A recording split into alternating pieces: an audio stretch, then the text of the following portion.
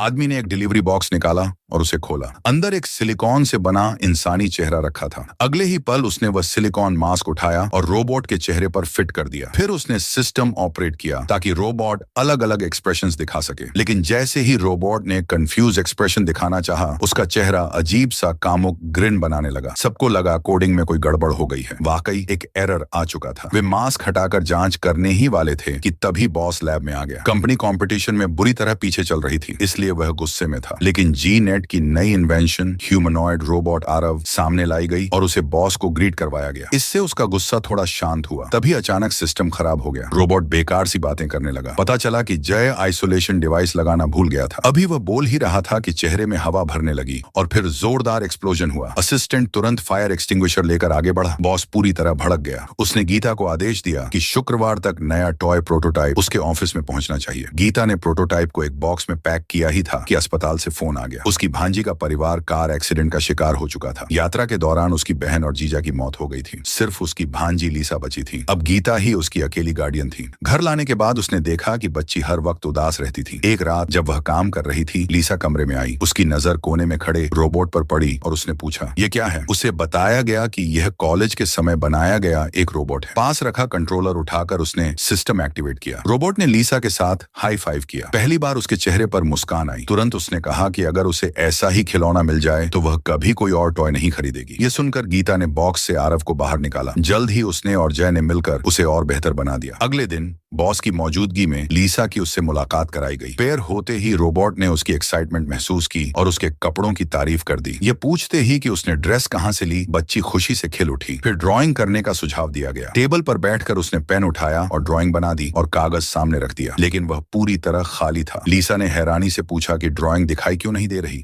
तभी पास रखे कप से पानी कागज पर छींटा गया। खिड़की के बाहर खड़ा बॉस सिर हिलाने लगा। जैसे ही कप हटाया गया, एक जादुई नजारा सामने आया। कागज पर तस्वीर धीरे धीरे उभरने लगी। पूरी इमेज बनते ही लीसा खुशी से झूम उठी और बाहर खड़ा बॉस पूरी तरह दंग रह गया।